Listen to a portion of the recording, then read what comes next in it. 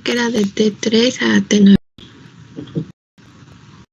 De T3 a T9, pero ¿qué estructuras de la escápula se encuentran en relación a esos segmentos?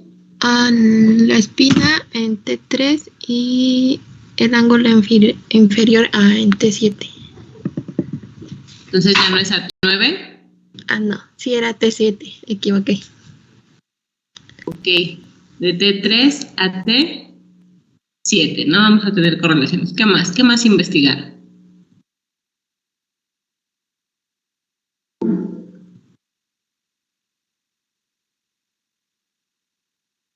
¿Nadie más investigó?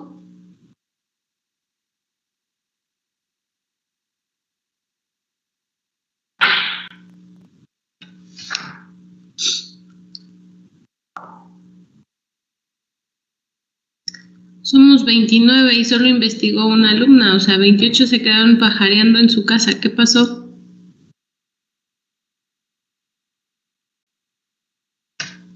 Guadalupe.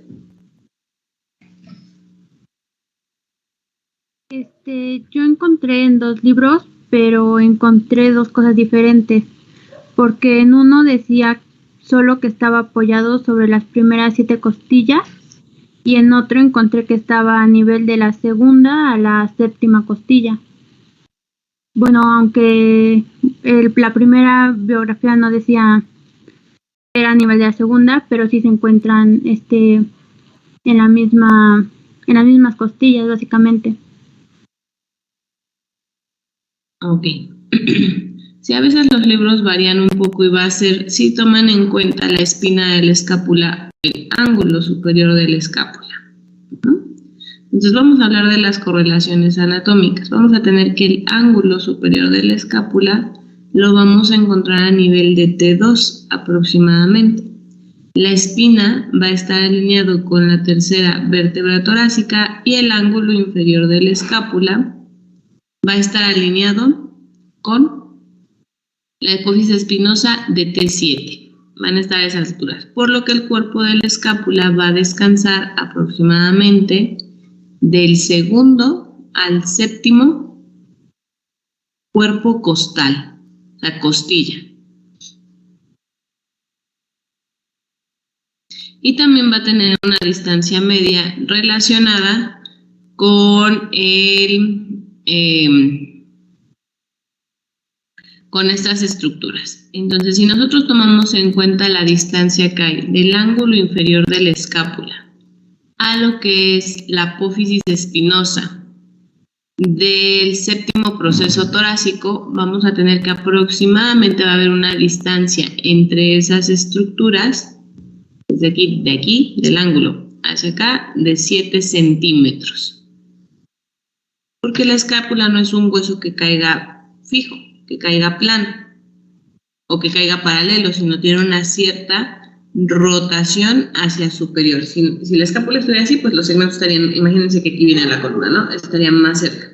Pero como hay una oblicuidad que pasa, que el ángulo inferior se va a separar un poquito más de la línea media. Y en la parte superior vamos a tener una distancia entre más o menos lo que es el borde de la escápula, el borde de la espina de la escápula, perdón, hacia el proceso torácico, una distancia entre 5 a 4 centímetros.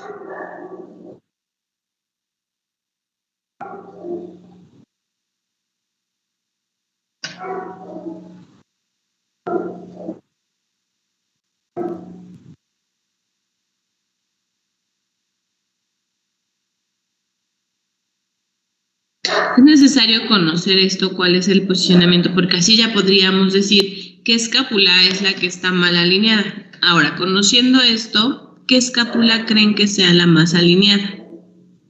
Bueno, vamos a dibujar el borde. Ahí está el punto. Esta es la espina de la escápula, este huesito que se ve aquí. ¿Vale?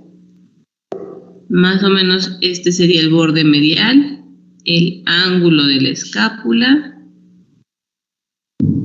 y el acromion. Ahí está. Más o menos así estaría dibujada la escápula. ¿Vale? Y obviamente aquí saldría el ángulo superior de la escápula.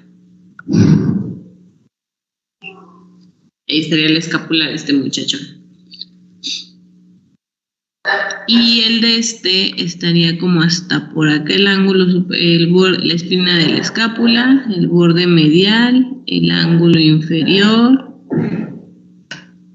y el acromion, por ahí iría la escápula. Ahora sí, hablando de esas relaciones, ¿cuál creen que esté mejor posicionada? Aproximadamente, a ojo de buen cubero, ¿con qué proceso torácico estaría relacionado la espina?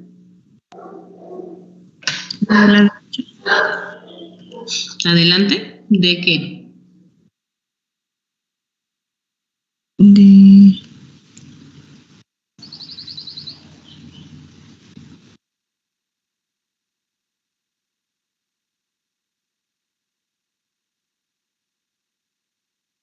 ¿Adelante de qué? O arriba de qué podría ser, ¿no? Por arriba de este segmento. Ay, no sé dónde dejé mis lentes.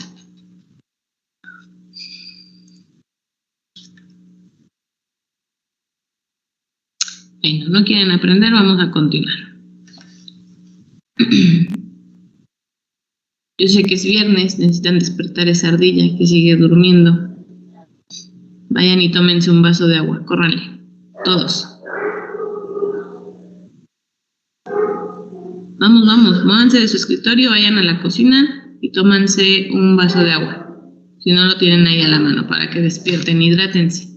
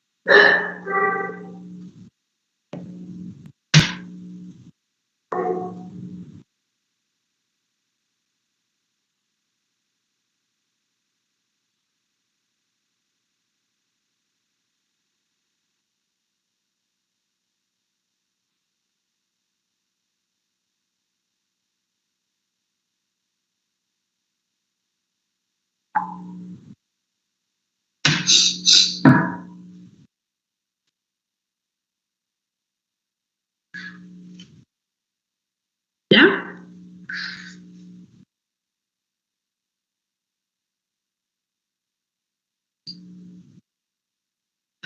Bueno, a nivel del tronco vamos a analizar si hay presencia de escoliosis.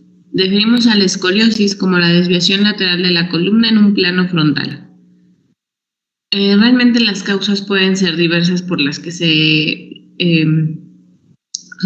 aparezca una escoliosis, pero entre las más comunes tenemos que los músculos paravertebrales van a estar sobretonificados de un hemicuerpo respecto al otro. Y puede ser que haya una diferencia en la longitud de las piernas, lo que provocaría una oblicuidad a nivel pélvico. Y con esto, si la pelvis no está bien alineada, que es donde descansa la columna, pues la columna adquiriría un posicionamiento erróneo.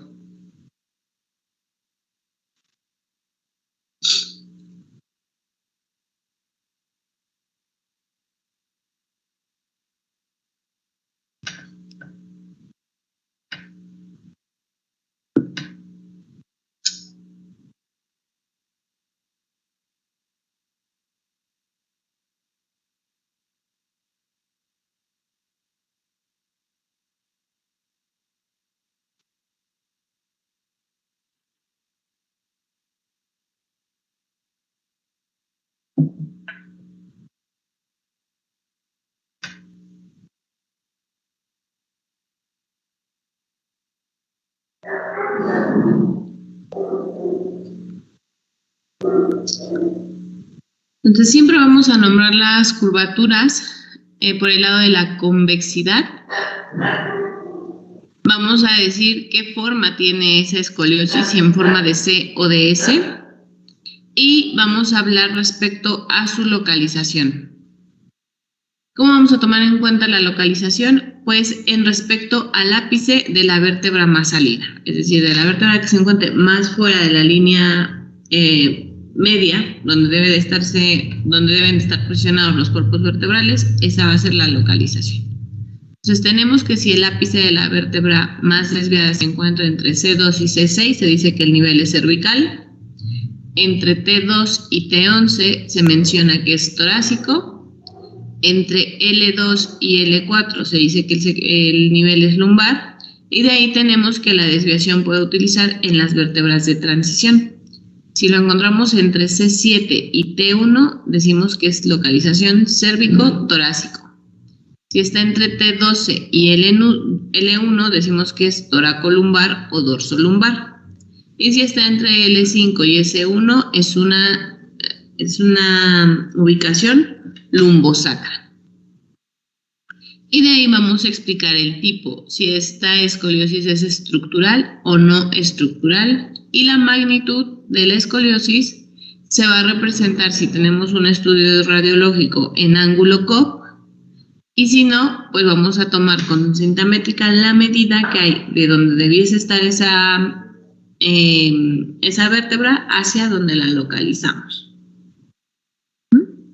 Van a investigar, de acuerdo a los ángulos COV, cómo es que se clasifican las escoliosis, cómo se mide el ángulo COV y cómo se clasifican las escoliosis y cuál es el tratamiento de acuerdo a esa clasificación.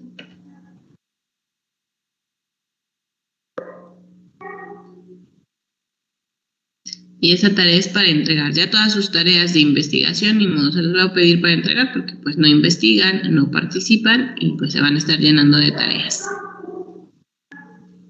¿Los ángulos qué, perdón, profesora? COV, lo que está hasta abajo, aquí donde dice magnitud, esos son los ángulos COV. ¿Sale? Vamos a marcarlo con marca textos. Esto. Ángulos COV.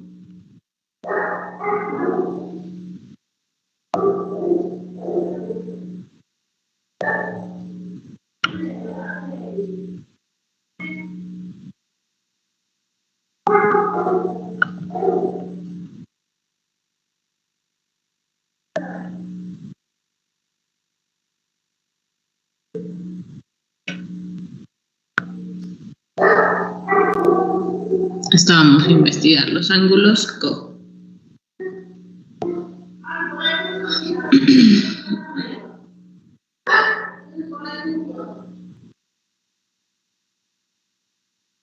Entonces vamos a definir qué es cóncavo y qué es convexo.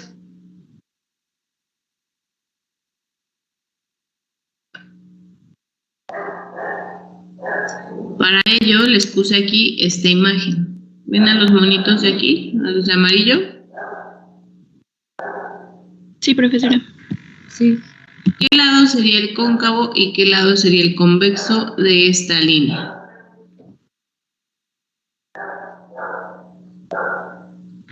Cóncavo donde está el niño chiquito y convexo donde está el grande.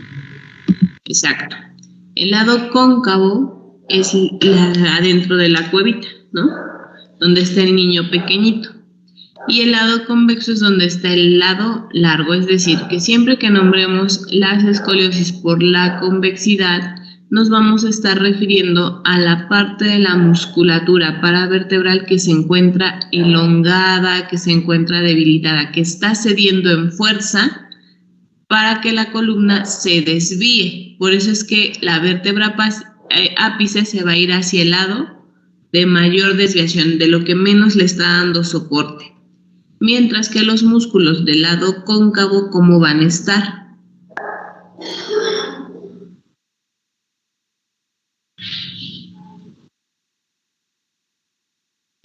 más fuertes, más tonificados, por eso van a estar acortados, ¿no? Entonces, unos van a estar tensando y los otros van a estar desviando. Vamos a mover un poquito nuestra columna para que se despierte. Posiciónense en su silla e imaginen que todo su cuerpo van a subir sus manitas arriba, anclenlas acá al frente de ustedes, ¿vale? Las van a subir hacia arriba y todos ustedes son una columna. Estírense, estírense, estírense, peguen sus coditos a las orejas. Estiren codos lo más que pueda. Entonces todos ustedes son una columna. Así tendría que estar su columna derecha. Pero si su musculatura del lado izquierdo es más fuerte, se van a desviar ustedes hacia, bueno, vamos a irnos hacia la izquierda, pero su columna hacia dónde se va a estar desviando. Vámonos, todos, todos, todos a la izquierda. ¿Qué pasó con su columna? Ahora ya tenemos un lado cóncavo y un lado convexo. Tenemos un lado fuerte, que es hacia donde nos estamos desviando, y otro lado que se está elongando, ¿cierto? Pues, ¿qué tendríamos que hacer para igualar la fuerza? Fortalecer el lado que está sobreelongado y elongar el lado que está cortado. Ahora tendríamos que hacer los movimientos inversos. Vámonos hacia el otro lado. Y nos estiramos. Si ustedes sienten su movimiento, hay un lado donde ustedes son capaces de desviarse más, ya sea hacia la derecha o a la izquierda, y el otro lado sienten que se les tira horrible, que se les está jalando hasta el alma. Regreso en medio y bajamos los brazos. Eso es lo que sucedería con nuestra columna. Cuando nosotros nos fuimos hacia la izquierda, vimos cómo se nos saltaron nuestras costillas, ¿no? O se fueron más hacia la derecha.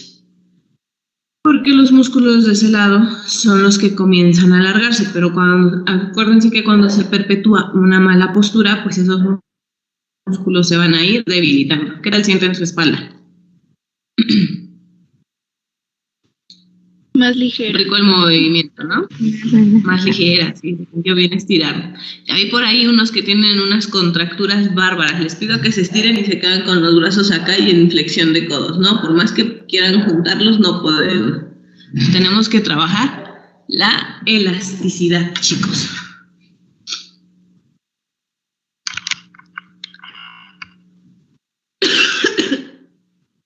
Ok.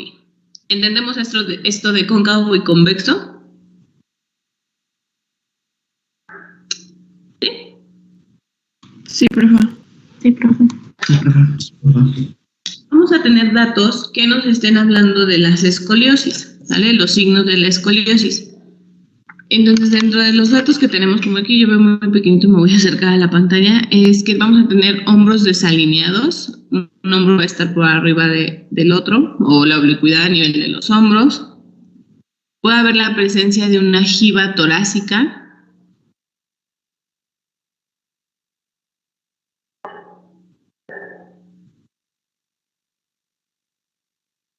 Una oblicuidad a nivel de la cadera, de la pelvis. Lo que dice arriba, ¿qué? Dice curvatura, ¿qué? Ajá, una curvatura en la columna. Aquí ven esta chiquitita.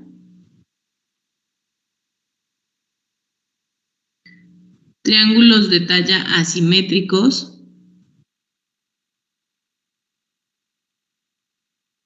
Y una escápula prominente. Esos son los signos de la presencia de una escoliosis. De estos signos, ¿cuáles ya podemos ver en la vista anterior y que me están dando dato de que en la posterior voy a encontrar una escoliosis? ¿Podrían ser los hombros desnivelados? Ajá, los hombros desnivelados. ¿Cuál otro? La oblicuidad de la pelvis. La oblicuidad pélvica. ¿Y cuál otra? Caderas desviadas. Los triángulos de talla. Los triángulos asimétricos. Y los triángulos de talla asimétricos. Esos tres ya los podemos observar en la vista anterior. Y eso me va a estar dando pauta a que puedo encontrar, o voy a encontrar una escoliosis.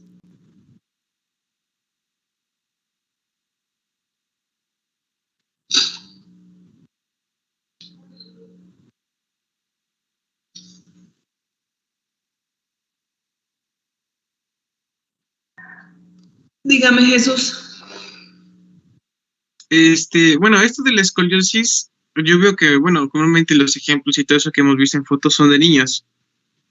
Supongo que porque se va dando conforme al tiempo de desarrollo del niño. Mi pregunta es que si no es posible, por ejemplo, en un adulto con algún accidente que tuvo algo así que se desarrolle la escoliosis, o necesita también el Sí. proceso de desarrollo. No, las escoliosis también pueden ser adquiridas en la edad adulta, ya sea por un proceso traumatológico, un accidente como bien comentas, por los puestos laborales, por ejemplo, en las personas de la tercera edad también se da mucho la desviación de la columna por el uso mal de las andaderas o de los bastones. Cuando el bastón no está a una altura adecuada, van a haber viejitos que traen el bastón muy arriba o muy abajo, ¿no? Entonces eso va a generar que una parte del cuerpo esté cargando mayor peso. ¿Por qué hay más en niños o por qué llama más la atención en niños? Porque realmente los niños, por el corto tiempo de vida que han tenido, están expuestos a menos malas posturas, ¿no? A posturas menos prolongadas. Entonces, cuando encontramos una escoliosis en un niño, es de llamarse la atención de ver si esa escoliosis es estructural o no estructural, es decir, si es por un desequilibrio muscular, y se pueden corregir en mayor proporción. En cambio, en un adulto, sí tenemos que trabajar la fuerza muscular, pero ya en adulto mayor, imagínate que ya también el hueso, por el mismo proceso de desgaste de la columna, sería difícil como que corregir en la totalidad la escoliosis, pero se tendría que cuidar que no afecte funciones como la de respirar, igual en los niños. ¿Qué pasaría si ustedes ya están muy tirados hacia la izquierda, como el ejemplo que hicimos ahorita de la columna? Su pulmón izquierdo no expandaría lo mismo que el derecho porque hay sobrecarga, hay limitación de la movilidad del tórax en esa porción y eso no permitiría que respiráramos adecuadamente.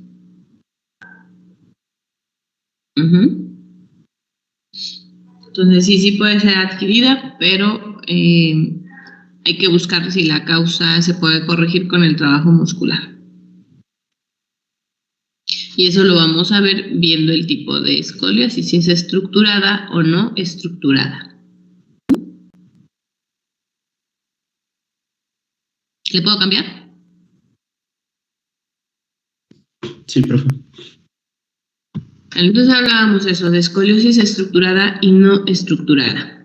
¿Cuáles van a ser las características de una escoliosis no estructurada? Que a esas escoliosis se les conoce como escoliosis flexibles.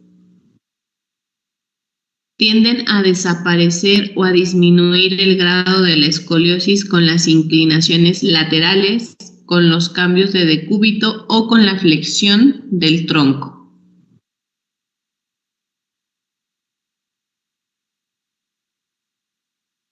Y se denominan escoliosis funcionales porque pueden corregirse identificando la causa.